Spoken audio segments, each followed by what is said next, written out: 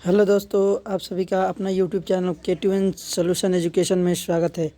आज आप सभी के बीच लेकर आए हैं 15 और 16 फरवरी के करंट अफेयर 2021 के कुछ महत्वपूर्ण प्रश्न जो SSC, RRB, NTPC, UPSC, bank for all state exam के लिए महत्वपूर्ण होने वाला है। यहाँ A to Z full explanation के साथ हर प्रश्न को बताया जाता है। तो चलिए, और आप लोगों से एक बात बता दूं कि अगर मेरे चैनल पर नए हैं तो लाल बटन को दबाकर सब्सक्राइब करें और बेल आइकन को दबाना ना भूलें। तो आप लोगों से रिक्वेस्ट है कि इस वीडियो को स्किप ना करें, अंत तक देखें, हमारे यूट्यूब चैनल में बने रहें। तो चलिए चलते हैं अपने उन प्रश्नों की और देखते हैं कि आज का महत्वपूर्ण सेशन क्या होने वाला है। आपका पहला प्रश्न है कि राष्ट्रीय महिला दिवस कब मनाया गया। तो ये जो है 13 फरवरी को राष्ट्रीय महिला दिवस मनाया गया। ये इसका मनाने का उद्देश्य क्या था, उपलब्धियाँ क्या थी, आइए इसके बारे में जान लेते हैं। तो 13 फरवरी को राष्ट्रीय महिला दिवस मनाया गया है। ठीक है, देखिए 13 फरवरी को भारत की प्रसिद्ध महिला सरोजनी नायडू की जयंती को मनाने के उपलक्ष्य में हर साल राष्ट्रीय महिला दिवस मनाया जाता है। ये जो दिख रही है यही है सरोजनी नायडू। ठीक, तो इनके ही उपलक्ष्य में 13 फरवरी को क्या हर साल राष्ट्रीय महिला दिवस मनाया जाता है। ये जो राष्ट्रीय महिला दिवस थी ये 142वां जयंती मनाई गई है। ठीक है, उनकी प्रसिद्ध कविताओं के कारण उन्हें भारत की कोकिला के उपनाम से भी जाना जाता है। तो ठीक है, तो ये वह एक प्रसिद्ध कविता लेखक थी जो बहुत ही खूबसूरत अच्छे कविताएं लिखती थी, जिसके वजह से उन्हें जो भारत में है उन्हें कोकिला के उपनाम से भी जाना जाता था। और इनका जयंती जो था 142वां जयंती यह मनाया गया था। किसका? सरोजनी नायडू का। सरोजनी नायडू एक स्वतंत्र सेनानी थी। ठीक, वह उत्तर प्रदेश की पहली महिला राज्यपाल भी रही थी। तो देखिए सरोजनी नायडू जो थी वो राज्यपाल भी रह चुकी है, कहाँ की? उत्तर प्रदेश की। और उत्तर प्रदेश की राजधानी जो अभी है वो लखनऊ है और यहाँ के मुख्यमंत्री जो है आदित्यनाथ योगी हैं। ठीक है, उन्होंने सविनय अवज्ञा आंदोलन और भारत छोड़ो आंदोलन का भी नेतृत्व किया था। तो देखिए ये इतना बड़ा आंदोलन में भी पार्टिसिपेट की हैं। ठीक है, कौन? सरोजनी नायडू। सविनय अवज्ञा आंदोलन में भी भाग लिया है और भारत छोड़ो आंदोलन में भी भाग लिया है। तो यह एक स्वतंत्र क्या हुआ है सेनानी भी रह चुकी हैं। कौन? सरोजनी नायडू। चलते हैं अगले प्रश्न की ओर। अगला प्रश्न है कि भारतीय किस फिल्म को 93वें ऑस्कर पुरस्कार के लिए चुना गया। तो 93वां ऑस्कर पुरस्कार के लिए भारतीय फिल्म वो कौन ऐसी फिल्म है जिसे चुना गया है? तो वो है बिट्टू। ठीक है, option number A. Bittu film जो है इसे क्या किया गया है? 93वें ऑस्कर पुरस्कार के लिए चुना गया है। देखिए इसे क्यों चुना गया है? तो 93वां ऑस्कर पुरस्कार के लिए बिट्टू भारतीय फिल्म को चयनित किया गया है, जिसमें 93 ऑस्कर पुरस्कारों में टॉप 10 फिल्मों के नाम की घोषणा हुई है। बिट्टू फिल्म सत्य घटना पर आधारित है। ठीक है, जो ये फिल्म है यह सत्य घटना है। ठीक है, जो 17 मिनट की एक ड्रामा फिल्म है। ठीक, जिसमें दो स्कूली बच्चियों की दोस्ती की कहानी को दर्शाया गया है। 3 जून 2020 को रिलीज़ हुई बिट्टू फिल्म ने 6.4/10 IMDb रेटिंग हासिल की है। ठीक है, ये इसका रेटिंग है। ठीक है, कि कितना ये रेटिंग हासिल की है। इस फिल्म को करिश्मा दुबे ने डायरेक्टर किया है। ठीक, डायरेक्ट किया मतलब इसमें डायरेक्टर का रोल अदा कौन किया है? करिश्मा दुबे ने। ठीक है, तो यही वो बच्ची जो है इस फिल्म में जो है ये फिल्म जो है रियलिटी शो पे बताया गया है। ठीक है, इसी के साथ यह एक क्या है? 17 मिनट का ड्रामा फिल्म है। ठीक है, जो ये रियलिटी है। ठीक है, दो स्कूली बच्चियों की दोस्ती की एक कहानी दर्शाया गया है। इसी के साथ आपका अगला प्रश्न है। अगला प्रश्न बोल रहा है कि टाटा मोटर्स कंपनी के MD एज CEO किसे नियुक्त किया गया है? तो मार्कर लिस्ट सेला का जो है वो टाटा मोटर्स कंपनी के एमडी और सीईओ के पद पे नियुक्त किया गया है। ठीक है। मार्क लिस्ट सेला एशिया में फूसो ट्रंक एंड बस कॉरपोरेशन के प्रमुख और सीईओ और डेमलर ट्रकों के भी प्रमुख रह चुके हैं। ठीक है, तो इनके भी ये प्रमुख रह चुके हैं। मार्क लिस्ट सेला टाटा मोटर्स कंपनी के वर्तमान एमडी और सीईओ के ग्वेटर वाटसच की जगह लेंगे। किसके जगह लेंगे? तो ग्वेटर वाटसच की जगह पर कौन आएंगे? मार्क लिस्ट सेला। ठीक, इसके पहले कौन थे? तो ग्वेटर वाटसच। ठीक, तो ये जो दिख रहे हैं यही हैं कौन? मार्क लिस्ट सेला। ये जो टाटा मोटर्स कंपनी के नए एमडी और सीईओ के रूप में नियुक्त किए गए हैं। अगला प्रश्न है कि 300 टेस्ट विकेट लेने वाले तीसरे भारतीय तेज गेंदबाज कौन बने हैं? तो वो जो है Ishant Sharma, option number D. देखिए, ईशांत शर्मा जो है वो 300 टेस्ट विकेट लेने वाले तीसरे भारतीय गेंदबाज बन चुके हैं। ठीक, भारत के तेज गेंदबाज ईशांत शर्मा टेस्ट क्रिकेट में 300 विकेट लेने वाले देश के छठे भारतीय और तीसरे पेशर गेंदबाज बन चुके हैं। तो देखिए, अगर बात की जाए स्पिनर और फास्टर दोनों को मिलाकर तो वो छठे स्थान पर हैं, लेकिन पेशर में बात की जाए तो ये तीसरे स्थान पर उपलब्ध हैं। ठीक है, देखिए, और इन्होंने यह उपलब्धियां इंग्लैंड के दूसरी पारी में ड्रेन लॉरेंस की विकेट लेकर हासिल किया है। तो ये विकेट किसके लिए है? Drain Lawrence.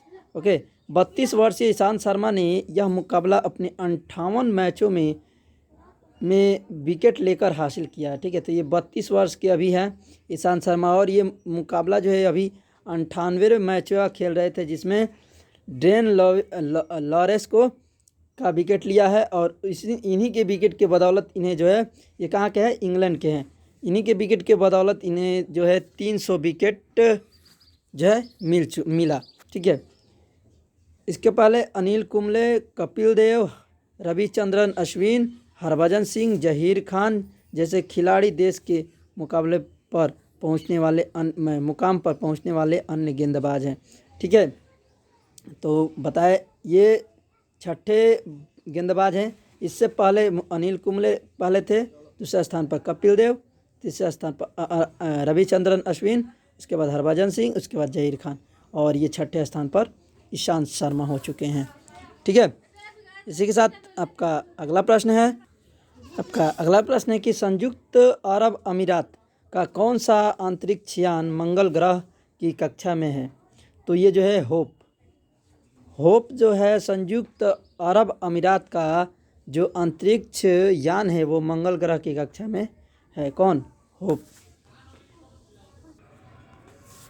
देखिए, संयुक्त राज्य अमेरिका, सोवियत संघ, यूरोप और भारत के बाद संयुक्त अरब अमीरात का अंतरिक्ष यान जो है मंगल ग्रह की कक्षा में पहुंचने वाला 5वां देश बना है। ठीक है, तो ये 5वां देश जो है अरब अमीरात, ये अपना मंगल ग्रह में अपना अंतरिक्ष यान भेजने वाला 5वां देश बना है। होप जो है अंतरिक्ष यान 7 महीने पहले पृथ्वी से रवाना हुआ था, जो कि मंगल ग्रह पर हाइड्रोजन और ऑक्सीजन की खोज करेगा। ठीक है, तो इसका जो काम है ये 7 महीने पहले इसे जो पृथ्वी से रवाना किया गया था, जो कि ये मंगल ग्रह पर क्या करेगा? हाइड्रोजन और ऑक्सीजन की खोज करेगा। कौन? होप। ठीक है, इसके पहले जो है संयुक्त राज्य अमेरिका, सोवियत संघ, यूरोप, भारत, ठीक है, ये सब अपना जो है 4 देश ये मंगल ग्रह पे अपना अंतरिक्ष यान भेज चुके हैं। ठीक है, ये 5वां देश जो है अरब अमीरात, ये 5वां देश बना है। इसी के साथ आपका अगला प्रश्न है कि भारतीय नौसेना ने किस महासागर में आयोजित किया ट्रोपेक्स अभ्यास। ठीक, तो ये हिंद महासागर में भारतीय नौसेना ने हिंद महासागर में आयोजित किया ट्रोपेक्स अभियान। ठीक है,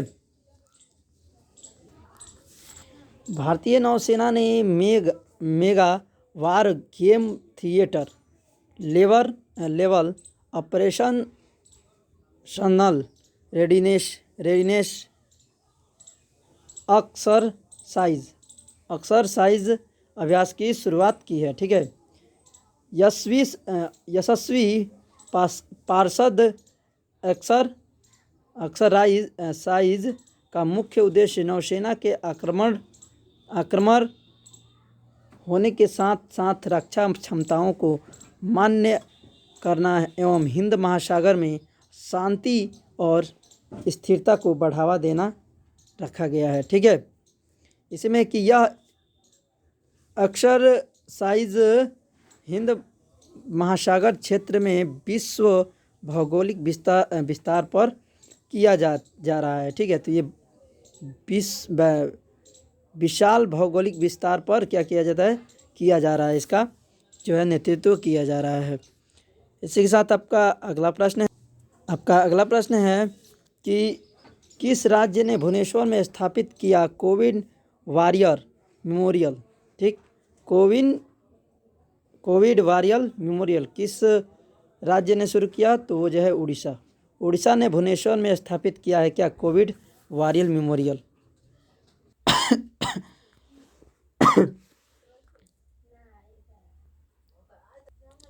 इसका निर्माण करेगा। ठीक है, इसमें कि उड़ीसा के वर्तमान मुख्यमंत्री कौन है, तो नवीन पटनायक। उड़ीसा की राजधानी कहाँ है, तो भुवनेश्वर। और उड़ीसा के वर्तमान राज्यपाल कौन है, तो गणेशी लाल। ठीक है, तो ये उड़ीसा के महत्वपूर्ण बातें थीं, जो ये हैं यहाँ के मुख्यमंत्री नवीन पटनायक। इसी के साथ चलते हैं अपने अगले प्रश्न की ओर।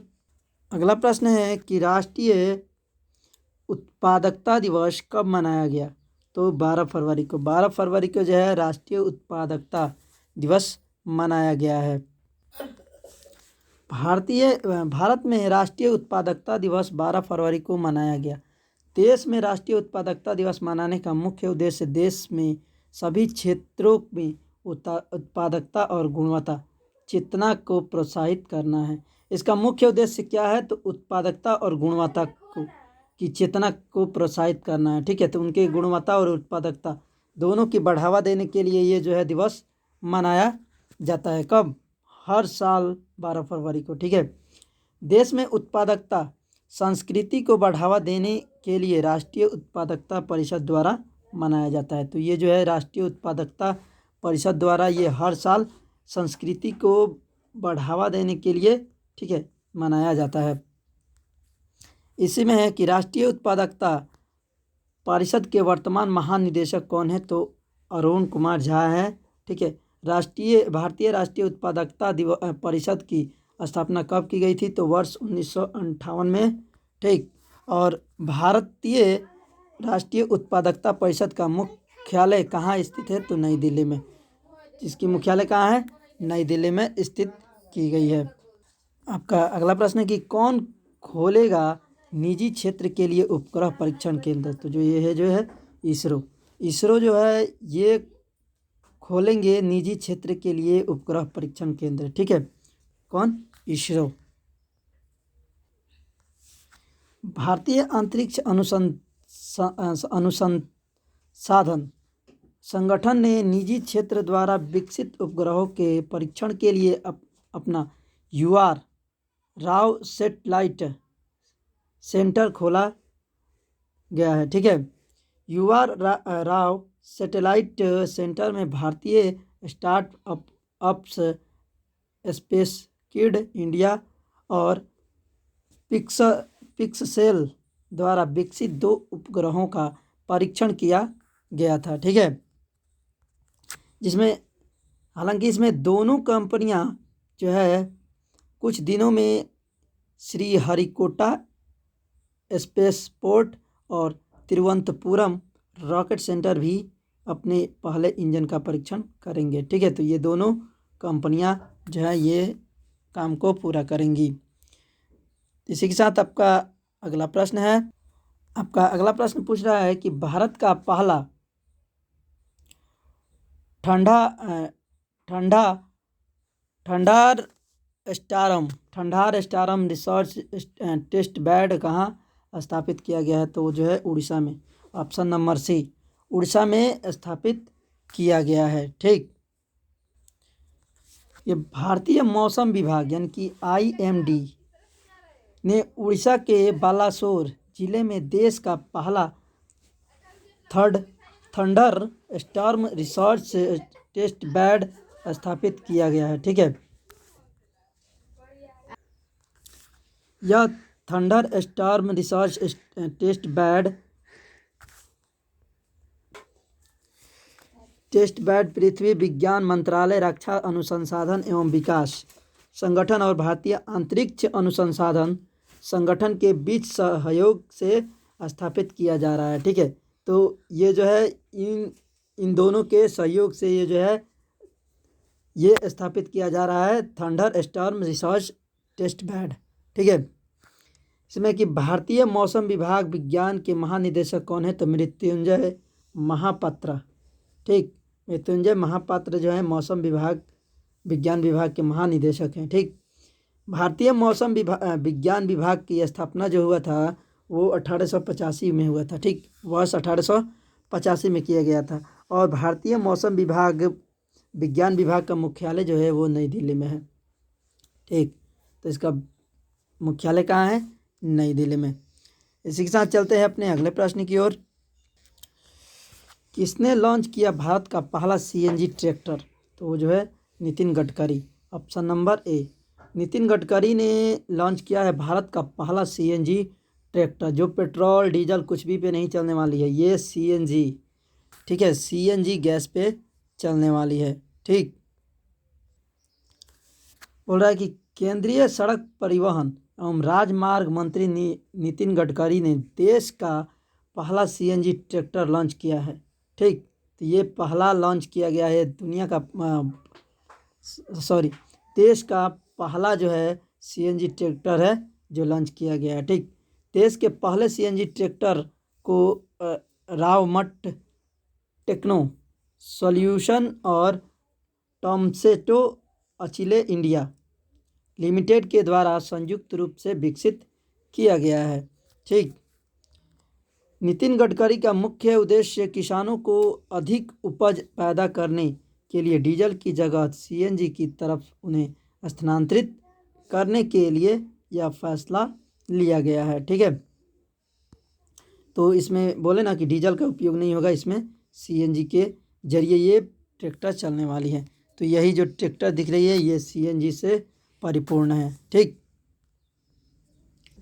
अगला प्रश्न है कि किसने लॉन्च की the terrible horrible very bad good news पुस्तक? ठीक, तो वो जो है मेघना पंत, ऑप्शन नंबर बी, मेघना पंत ने ये पुस्तक लॉन्च की है। ये मेघना पंत जो है एक प्रसिद्ध लेखक एवं पत्रकार भी हैं। ये दोनों हैं, प्रसिद्ध लेखक और एक पत्रकार भी हैं। ठीक, अपनी नई पुस्तक जिन्होंने अभी बताया है कौन सा, the terrible horrible very bad good news पुस्तक को लॉन्च किया है। ठीक, मेघना पंत की नई पुस्तक अप्रैल 2021 में रिलीज़ की जाएगी। ठीक, तो ये नई पुस्तक जो है अप्रैल में आएगी 2021 में। ठीक, जिसमें उन्हें बदनाम लड्डू शीर्षक के तहत मोशन पिक्चर के साथ के रूप में दिखाया गया है। ठीक है,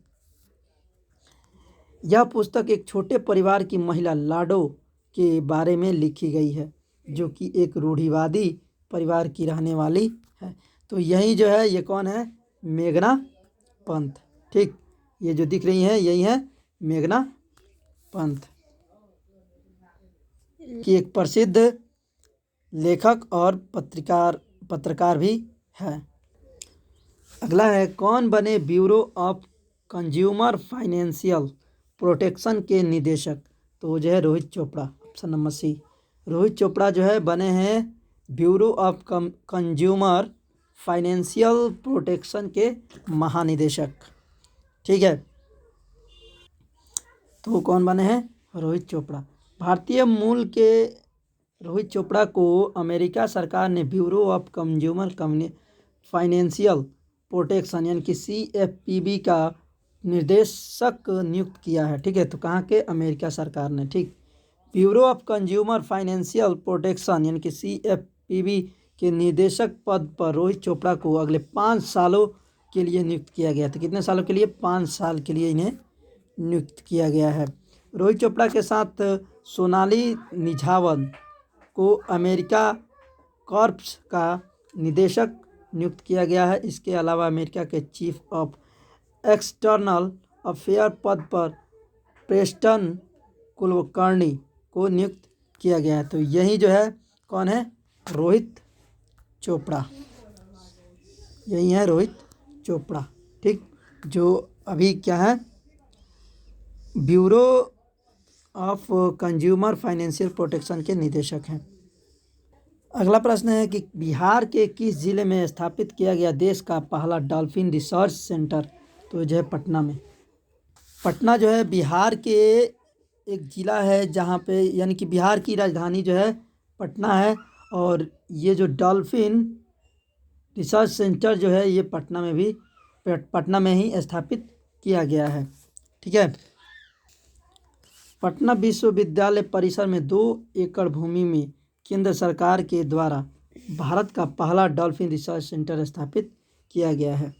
डॉल्फिन रिसर्च सेंटर के अलावा केंद्र सरकार मुंगेर में ऑब्जर्वेटरी का भी निर्माण करेगी। यहाँ पर डॉल्फिन आपको बेहतर तरीके से समझा जाएगा। ठीक है, बिहार की राजधानी जो है पटना है। यहाँ के वर्तमान गवर्नर फाल्गुन चौहान है। ठीक, और यहाँ के वर्तमान मुख्यमंत्री जो है नीतीश चौहान है। ठीक, इसी के साथ आपका अगला प्रश्न है। अगला है, किसने लॉन्च किया star truck convention of TV executive पुस्तक? तो ये जो है पीटर मुखर्जी। कौन? पीटर मुखर्जी लॉन्च किए हैं। इस पुस्तक में लेखक पीटर मुखर्जी ने भारत के उपग्रह टेलीविज़न उद्योग के अनुभवों और वर्षों से चल रहे परिवर्तनों के स्मरण को प्रस्तुत किया है। ठीक है, इस पुस्तक में ये जो है उपग्रह टेलीविज़न उद्योग के अनुभवों का वर्षों से चल रहे परिवर्तन का स्मरण इस पुस्तक में पीटर मुखर्जी ने किया है। पीटर मुखर्जी स्टोर इंडिया के पूर्व मुख्य कार्यकारी अधिकारी हैं, जिन्होंने पिछले 3 दशकों में भारतीय संचार के बारे में की गई गलतियों और उनके सबक को उजागर करने की यात्रा को इस यात्रा में साझा गया है। ठीक है, तो यही जो है ये कौन है? पीटर मुखर्जी। ठीक, पीटर मुखर्जी है, यही है। इसी के साथ आपका अगला प्रश्न है कि किस राज्य में स्थापित किया जाएगा डकैत संग्रहालय? तो मध्य प्रदेश में। ऑप्शन नंबर सी, मध्य प्रदेश राज्य में जो है स्थापित किया जाएगा डकैत संग्रहालय। ये मध्य प्रदेश राज्य के भीड़ पुलिस ने अपराध की दुनिया में कदम रखने वाले को सबक एवं संदेश देने के लिए चंबल में डकैत संग्रहालय स्थापित करने की घोषणा की है। चंबल के डकैत म्यूजियम में बागी डाकुओं के खात्मे और उनके समाज की मुख्य धारा में लौट आने की कहानी को संग्रहालय के माध्यम से लोगों के बीच साझा किया जाएगा। ठीक है, समझाया जाएगा। मध्य प्रदेश की राजधानी जो है भोपाल है। मध्य प्रदेश की वर्तमान मुख्यमंत्री जो है शिवराज सिंह चौहान है। ठीक, और यहाँ के वर्तमान गवर्नर जो है आनंदीबेन पटेल हैं। ठीक है, मध्य प्रदेश के। इसी के साथ आपका अगला प्रश्न है, कितने महिला वैज्ञानिकों ने जीता SERB महिला उत्कृष्टता पुरस्कार 2021? तो 4 महिलाओं ने जो है वो वैज्ञानिकों ने जो है जीती SERB महिला उत्कृष्ट पुरस्कार 2021। ठीक, देखिए वो 4 महिलाएं कौन कौन सी आई है उनके बारे में जानते हैं। तो विज्ञान एवं इंजीनियरिंग अनुसंधान बोर्ड, ठीक, ने 4 महिला वैज्ञानिकों को, जैसे डॉक्टर शोभना कपूर, डॉक्टर अंतरा बनर्जी, डॉक्टर सोनू गांधी, डॉक्टर रितु गुप्ता ने वर्ष 2021 को SERB महिला उत्कृष्ट पुरस्कार से सम्मानित किया गया है। तो ये 4 महिलाएं जो हैं इन्हें इस पुरस्कार से सम्मानित किया गया है। विज्ञान में महिलाओं और लड़कियों के लिए अंतर्राष्ट्रीय दिवस वर्ष 2021 के उपलक्ष्य में इन 4 महिलाओं को पहली उत्कृष्ट पुरस्कार से सम्मानित किया गया है, ठीक। इन पुरस्कार को पाने के लिए महिला वैज्ञानिकों की आयु 40 वर्ष से कम होनी चाहिए। इस पुस्तक को अगर महिला पुरस्कार पाना चाहती है तो उनकी आयु कितना, 40 वर्ष से कम होनी चाहिए। इस पुरस्कार के विजेता को 3 साल की अवधि के लिए 5 लाख रुपए का 15 लाख रुपए का अनुदान प्रदान किया जाता है। तो इसमें कितना रुपया दिया जाता है, 15 लाख जो है रुपए का अनुदान प्रदान किया जाता है। इसी के साथ आपका अगला प्रश्न है कि किस देश ने रूस के साथ किया नई स्टार्ट आर्म्स रिडक्शन संधि का विस्तार, ठीक। तो ये जो है अमेरिका देश ने जो है रूस के साथ किया नई स्टार्ट आर्म्स रिडक्शन संधि का विस्तार, ठीक है।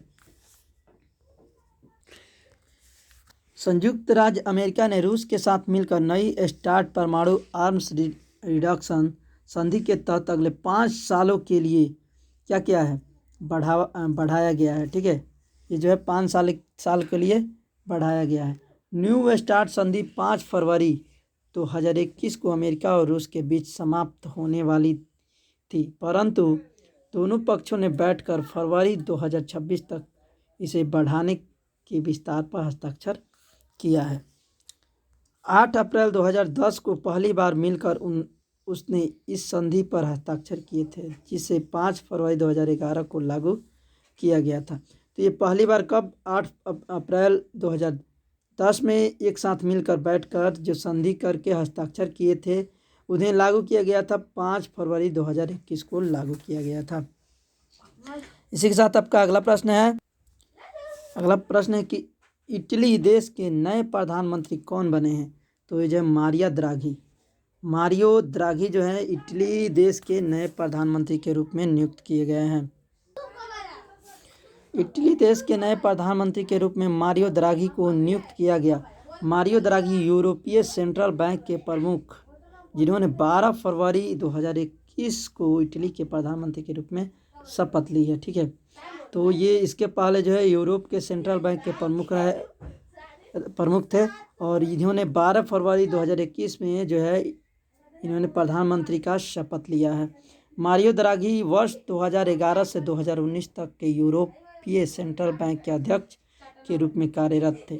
मारियो द्राघी वर्तमान में इटली देश के प्रधानमंत्री गुइसेप्पे कंटे की जगह लेंगे। तो इसके पहले जो इटली के प्रधानमंत्री जो थे वो कौन थे, गुइसेप्पे कंटे, ठीक। देखिए इटली की राजधानी जो है वो रोम है, यहाँ की मुद्रा जो है यूरो है और यहाँ के वर्तमान राष्ट्रपति जो है सर्जियो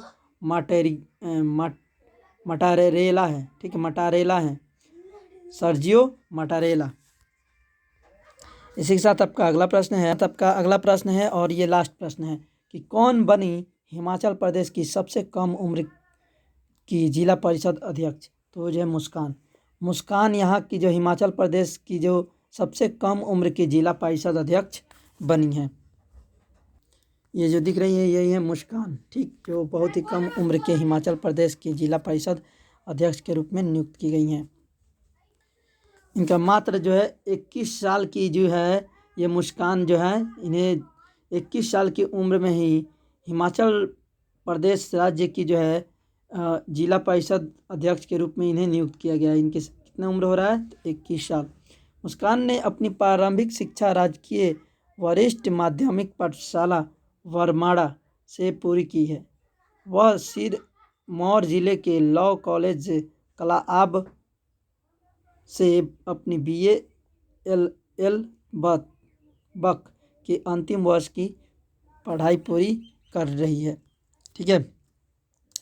हिमाचल प्रदेश के वर्तमान गवर्नर जो हैं बद्रू दत्तात्रेय, ठीक है, दत्तात्रेय है। यहाँ की राजधानी जो है शिमला या फिर धर्मशाला, ठीक। यहाँ की राजधानी क्या है? शिमला या धर्मशाला। और यहाँ के वर्तमान मुख्यमंत्री जो है जयराम ठाकुर हैं, ठीक है। तो इसी के साथ आज का महत्वपूर्ण प्रश्न खत्म हुआ। आप कमेंट बॉक्स में कमेंट करके बताइए कि ये वीडियो कैसा लगा। अगर अच्छा लगा हो तो लाइक करें और अधिक से अधिक दोस्तों के पास शेयर करें। तो चलिए मिलते हैं नेक्स्ट वीडियो में। Thank you for watching this video.